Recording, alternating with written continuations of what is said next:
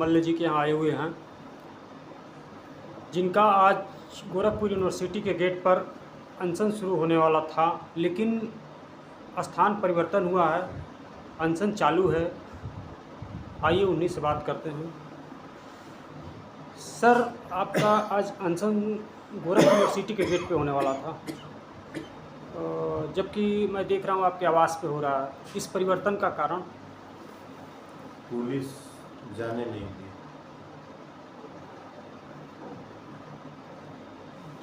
और अनशन का उद्देश्य? विश्वविद्यालय के जो गुंडे अपराधी हैं और जिन लोगों ने मुझे अयोग्य ठहरा कर मुझे विश्वविद्यालय से निकाला है, उनसे मैं यही कह रहा हूं कि मेरी नियुक्ति पत्र 30 अगस्त 2003 से वरिष्ठता क्रम अनुसार दे दें। उसी दिन हमारी नियुक्ति हुई थी।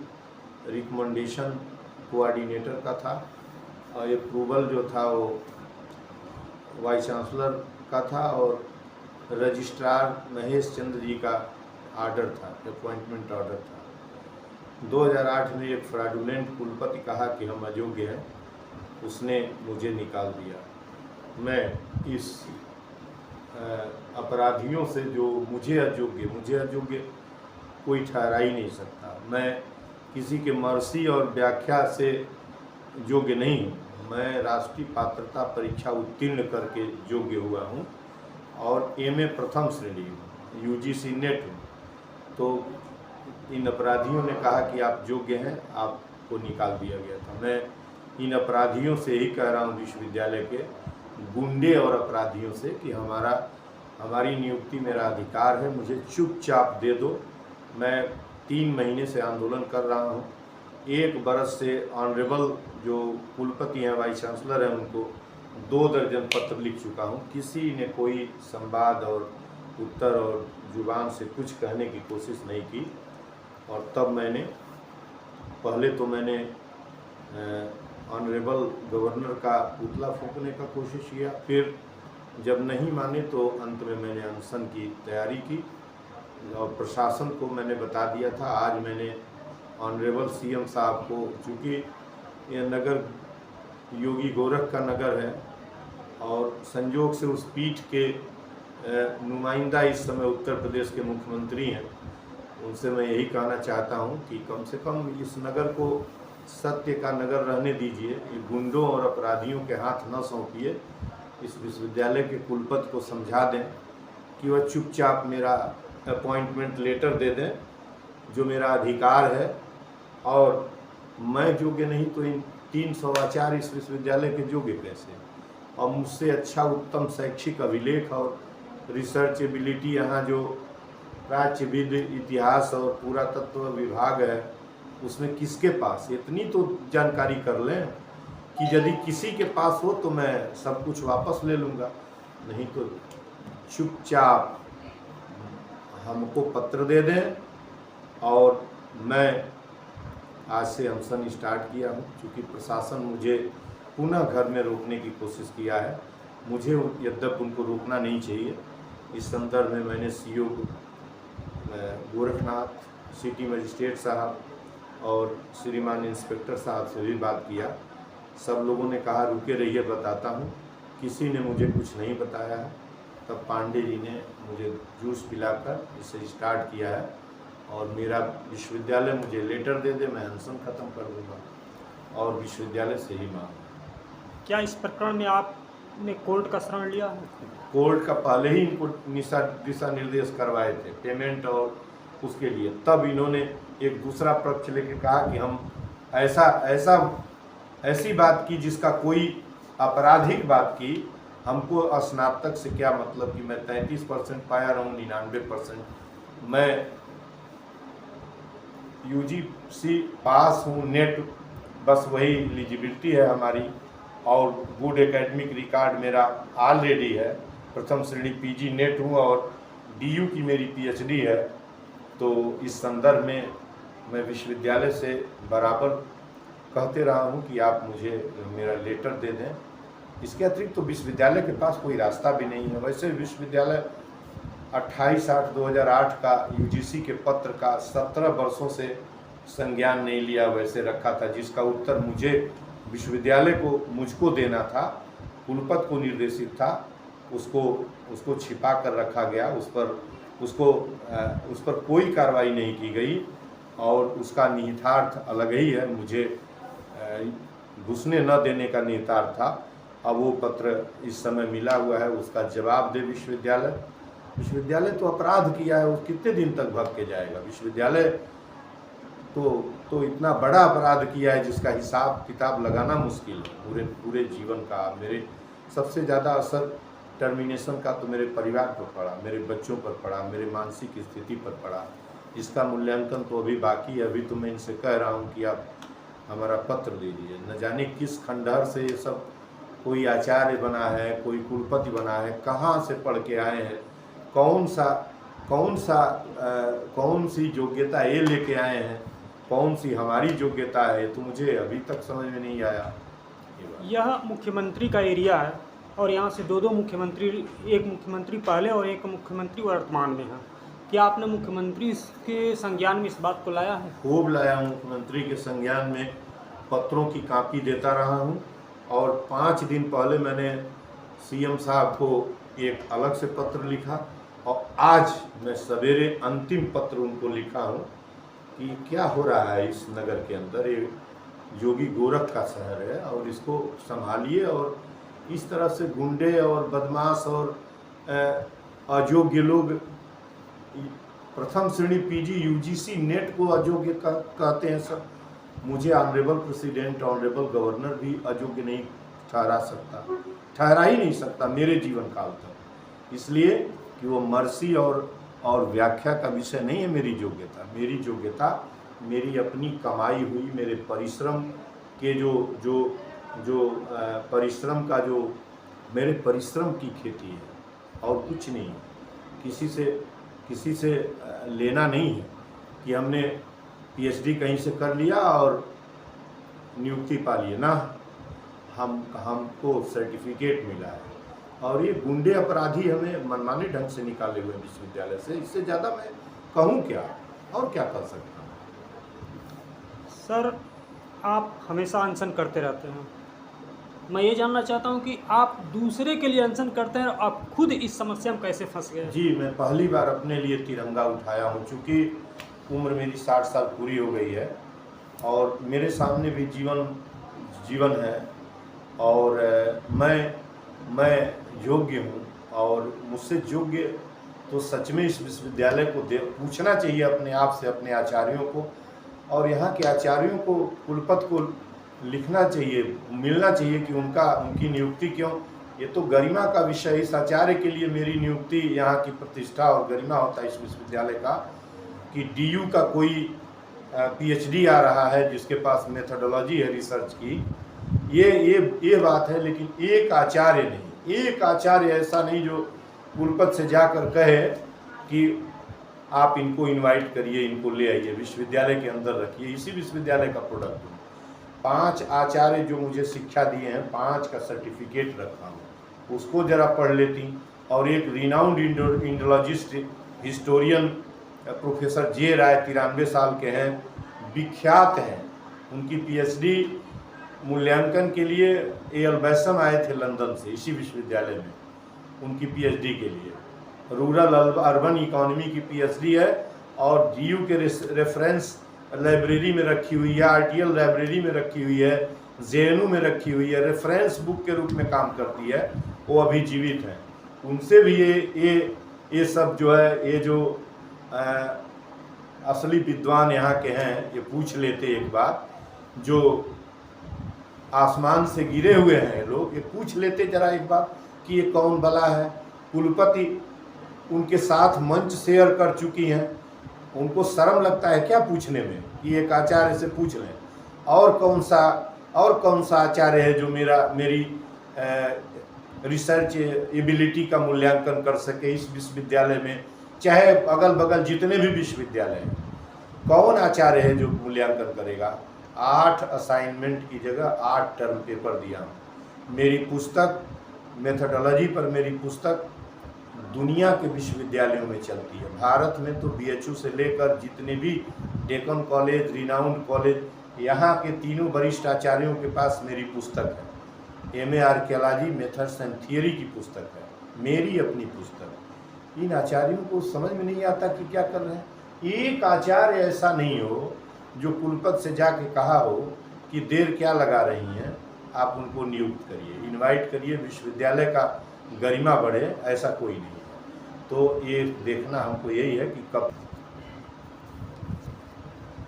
मेरी यह पुस्तक है, मेथोडोलॉजी पर है, जो मैंने अपने कोर्स वर्क के दौरान DU में ही लिखा था और रिसर्च इंडिया प्रेस इसको किया है, दिल्ली का जो रिनाउंड प्रेस है।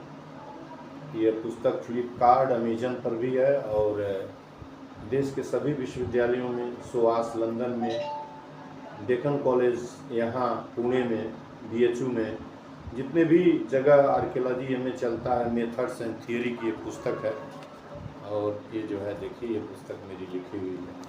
मेरी 3 पुस्तकें और हैं, वो भी आर्कियोलॉजी की ही हैं, वो भी चल रही हैं। और एक पुस्तक मेरी फिलॉसफी और हिस्टोरियोग्राफी के ऊपर आ रही है। क्या ये पुस्तक गोरखपुर यूनिवर्सिटी में भी पढ़ाया जाता है? गोरखपुर यूनिवर्सिटी में इस आधा पाठ्यक्रम है इस पुस्तक का, इसको देख लें आप लोग।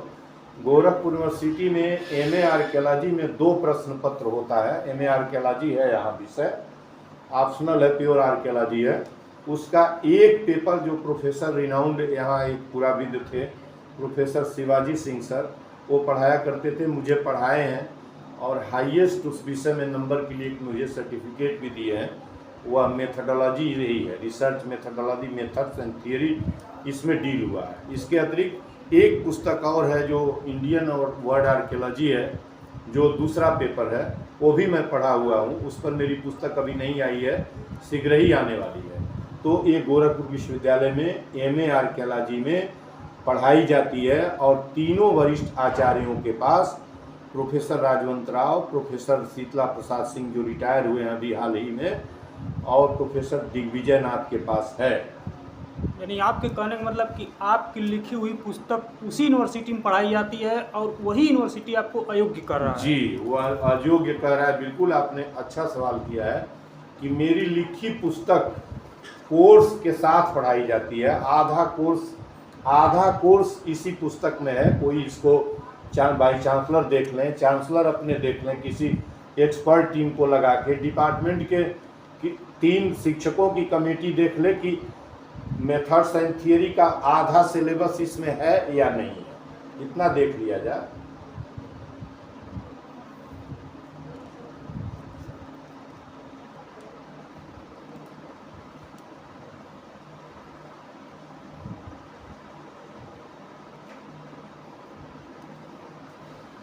सर, आप लोग अनशन करने आए हैं और गोरखपुर यूनिवर्सिटी के गेट पे अनशन होने वाला था। ऐसा क्या कारण आ गया है कि आप लोग जो है अनशन यूनिवर्सिटी के गेट से टाल करके अपने आवास पर कर रहे हैं? देखिए, हमारा लक्ष्य था गोरखपुर विश्वविद्यालय, और चूंकि मामला वहाँ से है, नियुक्ति पत्र वहाँ से, लेकिन अगर जिला प्रशासन और ये सरकार वहाँ नहीं पहुँचने देगी, अपने पुलिस प्रशासन या प्रशासनिक आधार पर रोक लेगी, तो एक कहावत है, अंधेरपुर नगरी चौपट राजा। तो यह विश्वविद्यालय ही नहीं, मेरा तो यह मानना है इस सरकार में कोई भी अपनी बात को कहने के लिए लोकतांत्रिक व्यवस्था के तहत शांति प्रिय अनशन धरना नहीं कर पा रहा है। यह जबरन, और जहाँ तक सारे ब्यूरोक्रेट ये कहते हैं कि न्यायालय में जाइए, तो मैं तो ये मानता हूँ कि न्यायालय भी तो इनके अधीन है। न्यायालय में हम जाके क्या करेंगे जब न्यायालय के आदेश का इम्प्लीमेंट भी यही ब्यूरोक्रेट नहीं करते हैं। तो ह्यूमन नेचर सॉफ्ट कॉर्नर के तहत यही विश्वविद्यालय है, उसी से मैं हूँ सोशियोलॉजी से, क्रिमिनोलॉजी एंड पेनोलॉजी मेरा सब्जेक्ट रहा है। और ये दुर्भाग्य है कि विश्वविद्यालय ही नहीं, पूरी शैक्षिक व्यवस्था की ये व्यवस्था है कि third, second, first class staff, ये 4 श्रेणियाँ डिवाइड की गई हैं। तो इस विश्वविद्यालय की डिग्री या डीडीयू की डिग्री को जो आदमी अयोग्य या गलत करार करता है, तो सबसे पहले तो उसके ऊपर मुकदमा होना चाहिए कि उसने कैसे किसी के शैक्षिक योग्यता को नकारा है, जो यही विश्वविद्यालय दिया है। लेकिन रिश्वत लेना, रिश्वत देना संज्ञेय अपराध है, लेकिन ये व्यवस्था ऐसा है कि रिश्वत देने के लिए विवश किया जा रहा है, बिना दिए किसी का काम नहीं होना है। और जो दे तो होगा बैकडोर से, नहीं तो नहीं। यह प्रश्न है कि 3 में पात्र थे डॉक्टर साहब, जब नियुक्ति पत्र हुआ 5 साल तक ये वैध थे, लेकिन अकस्मात अयोग्य करना यह अपने आप में विश्वविद्यालय उस समय के शासन की कटिबद्धता कहीं न कहीं खुले रूप में न करके ह्यूमन नेचर साफ करने के तो पूर्ति नहीं हो पाई। इस वजह से अयोग करके इन्हें निकाल दिया गया। और जो अपने आप में, इन्हें ही नहीं, मेरा तो माने तम अनेक लोग निकाले गए होंगे जिनके बारे में किसी को जानकारी ही नहीं है, चाहे वो क्लास 4 के रहे हों, चाहे जो भी रहे हों, केवल वह है धन। और चाहे किसी की सरकार रही हो, यह हमेशा सत्ता चलता है। अयोग्य को योग्य, योग्य को अयोग्य करना, अयोग्य को पात्र मानना। जो अयोग्य हैं वो योग्य हो गए, जो योग्य हैं वो अयोग्य हैं। यह व्यवस्था है हमारे देश की। जहाँ तक कोई भी इस पर ध्यान नहीं दे रहा है। माननीय हमारे जनप्रतिनिधियों के मुखिया जी महीने में 4 बार तो आते ही हैं, और पूरे मंडल ही नहीं, प्रदेश के लोग मुख्यमंत्री दरबार में अपना पत्र देते हैं और यह कहते हैं कि अन्याय नहीं होगा। लेकिन कभी ये नहीं पूछते हैं कि हमेशा 200, 250, 450, 500 प्रत्यावेदन पढ़ते हैं। कभी ये नहीं पूछते हैं कि उस पर कार्रवाई हुई कि नहीं हुई।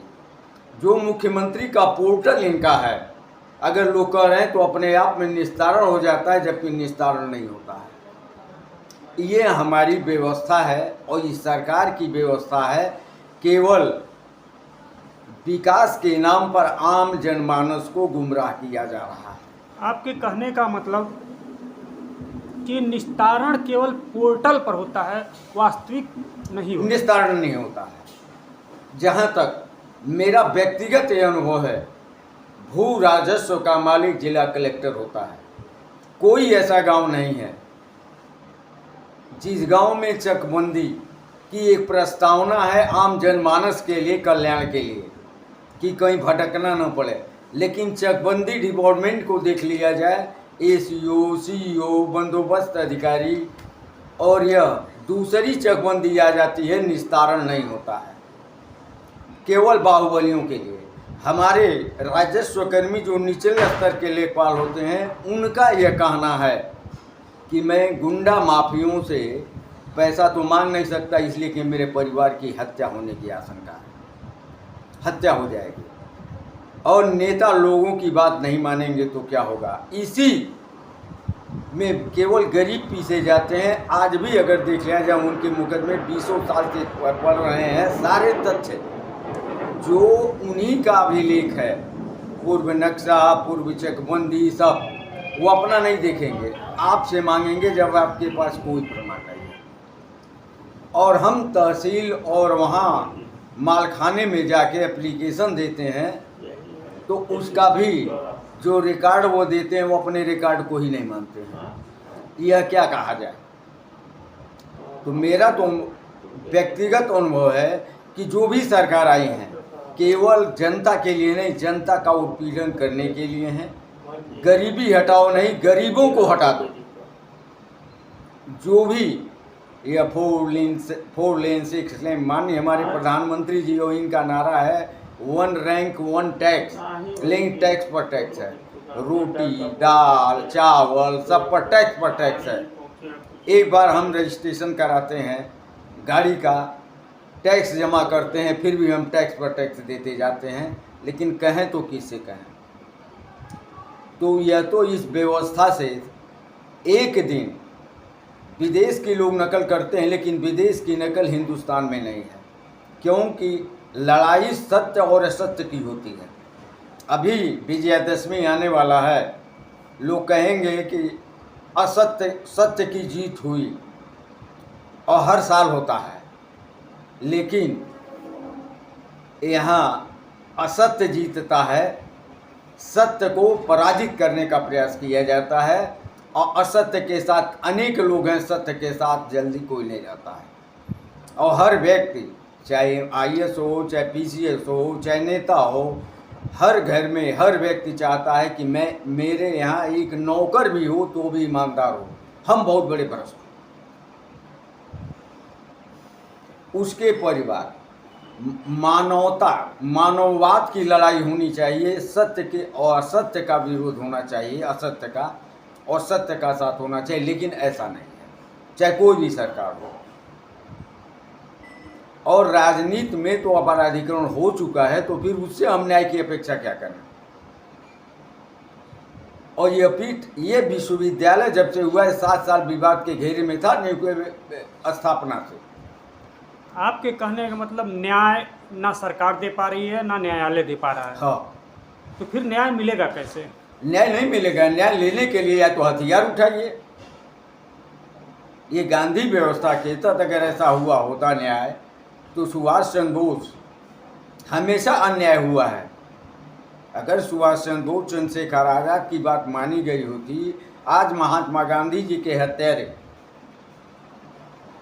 और यही उस समय हम लोग बाल्यावस्था में तो ये हुआ है कि यही गोरक्षनाथ के पीठाधीश्वर दिग्विजय नाथ की चोरी हो गई रिवाल्वर, उसी से महात्मा गांधी, राष्ट्रपिता महात्मा गांधी की हत्या हुई। और राष्ट्रपिता महात्मा गांधी की उपाधि माननीय हमारे नेताजी सुभाष चंद्र बोस ने रंगून से दिया था, यहाँ कोई दूसरा नहीं दिया था।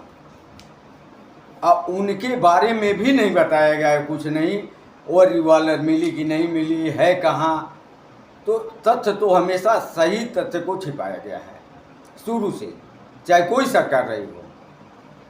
और इसीलिए हमारे जनप्रतिनिधि की सुरक्षा होती है, जनता की सुरक्षा नहीं होती है। ये जो हम हाउस अरेस्ट हैं, इनको हमारी सुरक्षा नहीं, उन नेताओं की सुरक्षा की बात है। आप स्पष्ट तो नहीं, खुले तौर पर तो नहीं, लेकिन इशारों में गांधी जी की हत्या का डोर आप मंदिर से जोड़ रहे हैं। मैं नहीं जोड़ रहा हूँ, यह इतिहास है, ये इतिहास है। और ब्यूरोक्रेट, यह आपका चौथा स्तंभ जो देश को चलाने के लिए बने हैं, आज चौथा स्तंभ भी कहीं न कहीं शासन के दबाव में है, सरकार के दबाव में है, जो अपनी बात को सही रूप से नहीं कहा। जिसका अभी आपको ये संज्ञान में देना चाहता हूँ, जब अतीक अहमद अंसारी की हत्या हुई थी, उस समय टीवी चैनल पर, प्रिंट मीडिया पर आ रहा था कि जज साहब को भी माननीय सब आवास पर जाकर के धमकी दिए थे। तो इसके पहले जब जज साहब प्राथमिकी नहीं दर्ज करा सकते हैं, आम नागरिक DM के ऊपर नहीं प्राथमिकी दर्ज कर सकता है, तो आम लोगों की बात क्या है। ये तो कीड़े मकोड़े हैं, तो गरीबों का कौन सुनने वाला है और निरीहों का कौन सुनने वाला है। यही मेरा अंतिम है, और मैं जो भी कह रहा हूँ, इसकी जांच अगर करा लिया जाए तो ये नहीं है लोढ़ा जज की हत्या हुई, आज तक जांच रिपोर्ट नहीं आई। अगर जांच रिपोर्टों की उत्तर प्रदेश सरकार ने देश में देखा जाए, चाहे वो सतर्कता अधिष्ठान हो, चाहे कोई, कितने का निस्तारण हुआ, यह स्वयं में समीक्षा का प्रश्न है। मुकदमा तो इसलिए कहा जाता है जाइए न्यायालय में, यह ब्यूरोक्रेट का कमाई का धंधा है। इस मुकदमे में कितना रुपया सरकार खर्च करती है, कहाँ से करती है, इसका कोई हिसाब नहीं है। कर्मचारी का तो घर से है, वह कहाँ से दे रहा है, कैसे दे रहा है। वो मुकदमा यहाँ से इलाहाबाद जाके लड़े कि लखनऊ लड़े, उसके जाने का किराया नहीं है। ये तो चार पहिए से ही अपनी व्यवस्था से जाते हैं और सरकार का पैसा है, इनका तो कुछ लगता नहीं है। तो आम जनता को कैसे क्रश करके उससे लूटा जाए, यह हमारे हर सरकार की व्यवस्था रही है। अन्याय सरकार करती है, दोषारोपण दूसरे को देती है।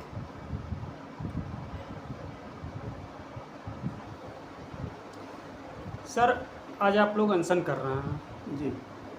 इसका मुख्य उद्देश्य क्या है? हालांकि मैंने दो लोगों को समझा है, लेकिन आपसे भी मैं ये समझना चाहता हूं कि आज के अनशन का मुख्य उद्देश्य क्या है? बेटे, आज के अनशन का मुख्य उद्देश्य ये है अन्याय पर अन्याय जो हावी है, तो अन्याय से न्याय की विजय लेना। अभी हमारे साथी रामचंद्र दुबे ने आपसे कहा कि सत्य को हमेशा दबाया गया है, वह सत्य हमेशा दबाया गया है और असत्य हमेशा हावी रहा है। आपको मैं एक घटने का जिक्र कर रहा हूँ। आप लोग जो है चौथे स्तंभ से आते हैं, अभी तक तो अदालतों में तमाम मुकदमे दाखिल होते हैं और 10-10 साल, 20-20 साल, 50 साल, सैकड़ों साल चले जा रहे हैं। मैं ये मुकदमा लड़ रहा था गोरखपुर दीवानी कचहरी में, और लोक अदालत इतवार के दिन आयोजित की गई थी, जिसमें हाई कोर्ट के जज आए थे। ये घटना मैं आपको बता दूं, ये घटना जो है 89 की है। बहुत बड़ा बैनर लगा था उनको दिखाने के लिए, उस पर लिखा था न्याय चला निर्धन से मिलने। उस स्लोगन को पढ़ के मुझे बहुत हंसी आई। जब उस बैनर को मैंने देखा तो उसी समय हमने सोचा कि जो है हाई कोर्ट के जज कल सुबह पहुंच रहे हैं, इतवार का दिन है। मैंने बैंक रोड से लंबी सीढ़ी मंगाई और उसको मैं उस स्लोगन को रात में 10:30 बजे, उस समय ये CCTV कैमरे वगैरह नहीं लगते थे, इतनी फोर्सें नहीं थी, मैंने उस न्याय को अ बना दिया और लिखा न को प बना दिया। वो हो गया अन्याय चला पशुधन से मिलने।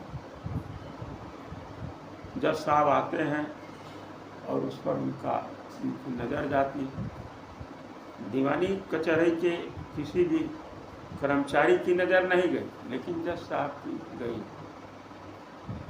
और जज साहब ने डिस्ट्रिक्ट जज महोदय से, उस समय एक सरदार जी जज हुआ करते थे, ध्यान में उनका नाम मुझे नहीं आ रहा, उन्होंने गाड़ी रोका और कहा कि जरा ये बैनर किसने लगवाया है? तो पूछा जब हाई कोर्ट के जज ने, तो उन्होंने कहा साहब मैं लगवाया हूँ।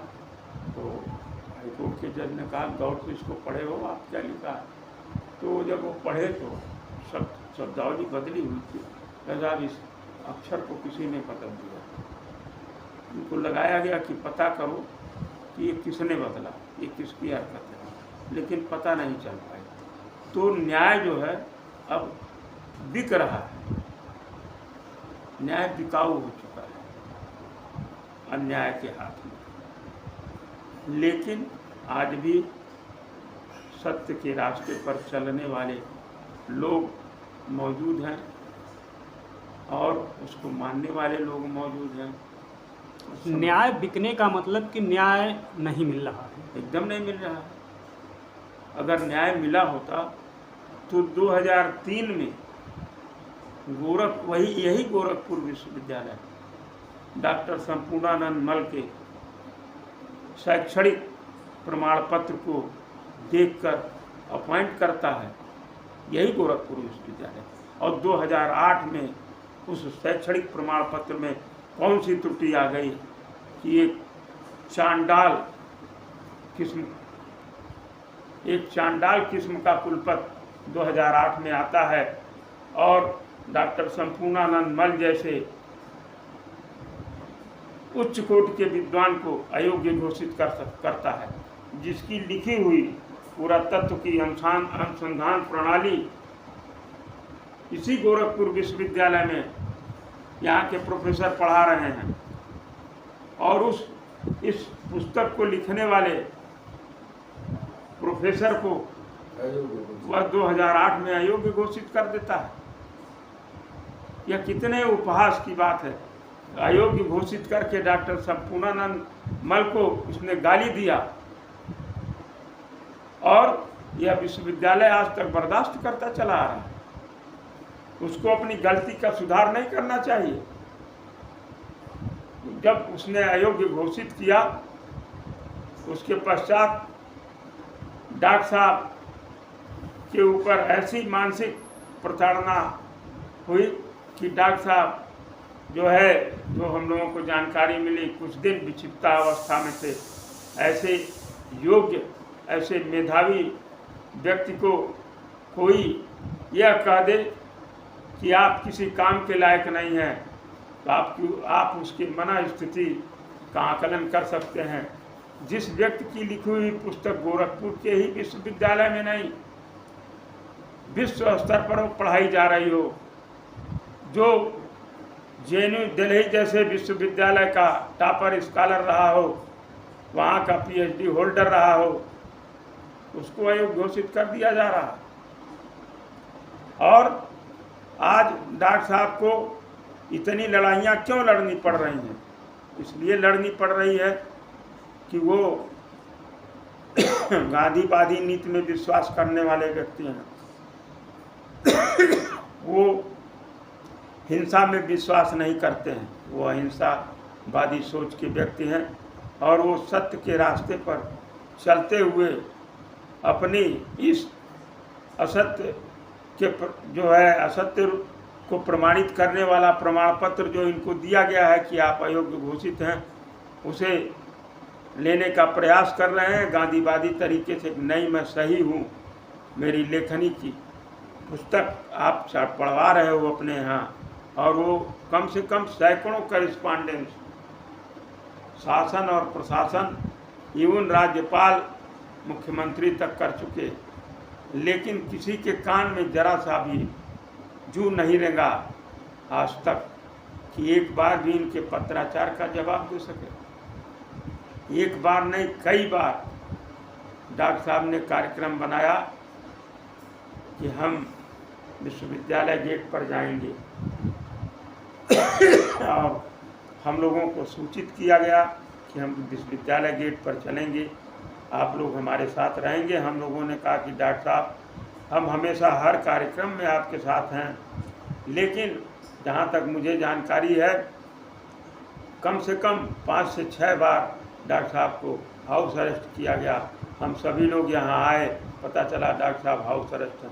कभी ADM सिटी महोदय कहते हैं कि हमारे कहने से आप रुकिए, कभी DM महोदय कहते हैं कि हमारे कहने से आप रुकिए, कभी SSP महोदय कहते हैं कि हम जांच करा रहे हैं अपनी टीम से, आप जांच पूरी हो जाने दीजिए, तब तक रुके रहिए। क्या तमाशा हो रहा है डॉक्टर संपूर्णानंद मल के साथ। और इस तरीके के आश्वासन से क्षुब्ध होकर के जब डॉक्टर मल ने यह निर्णय लिया कि अगर हमको 14 तारीख की शाम तक, 13 तारीख की रात तक, 14 तारीख की सुबह तक अगर हमारा नियुक्ति पत्र नहीं जारी किया गया तो हम जो है आमरण अनशन करने के लिए बाध्य होंगे।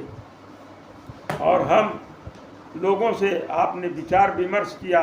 डॉक्टर साहब कल हमारे आश्रम पर गए हुए थे, हमारी घंटों डॉक्टर संपूर्णानंद मल से बात हुई। मल जी ने कहा कि पांडे जी, आज मैं DM से मिल के आ रहा हूँ और DM महोदय से मैंने कहा कि मैं न तो किसी का पुतला फूंकूंगा, दहन करूंगा, मैं इस तरह का कोई कार्य नहीं करूंगा, मुझे आप विश्वविद्यालय तक जाने दीजिए। और जिलाधिकारी महोदय ने डॉक्टर मल को आश्वस्त किया था कि डॉक्टर साहब आप जाइए, आपको कोई जाने में अवरोध उत्पन्न नहीं करेगा। लेकिन ये क्या तमाशा है, एक तरफ प्रशासनिक अधिकारी आश्वस्त करता है और दूसरी तरफ इनके घर को पुलिस से घेर दिया जाता है, छावनी बना दिया जाता है कि आप निकल नहीं सकते हैं। 10 बजे तक अपडेट मैंने लेने की कोशिश किया, डॉक्टर साहब ने बताया कि मैं पहुंच रहा हूं। 10:30 में पता चलता है हम लोगों को कि डॉक्टर साहब के घर पुलिस बैठा दी गई है। डॉक्टर साहब ने हमसे कहा कि मैं अब निकल नहीं सकता हूं। हमने कहा फिर आप क्या करेंगे? अनशन जो आपने डिक्लेयर किया उसे वापस लेंगे? डॉक्टर साहब ने कहा नहीं पांडे जी, अनशन मुझे करना ही करना है। अगर ये जाने देते हैं विश्वविद्यालय गेट पर तो सो फार सो गुड, और नहीं जाने देते हैं तो वेरी गुड। मैं यहीं पर जो है अपने घर पर ही अनशन चालू करूंगा, लेकिन अनशन आज होगा। मैं तुरंत अपने साथी रामचंद्र दुबे जी को गाड़ी पर बैठाया और हमने कहा चलिए डॉक्टर साहब के पास। आज 12:30 बजे मैंने डॉक्टर साहब को जूस पिला करके अनशन की शुरुआत कराई है। और जब तक डॉक्टर संपूर्णानंद मल पूर्वांचल गांधी को न्याय नहीं मिल जाता है, इनकी नियुक्ति पत्र सत्य पथ पर कुलपति महोदया नहीं भिजवाती हैं, तब तक ये अनशन जारी रहेगा। और हम लोग डॉक्टर साहब के साथ अनशन में अनवरत इनका सहयोग करते रहेंगे।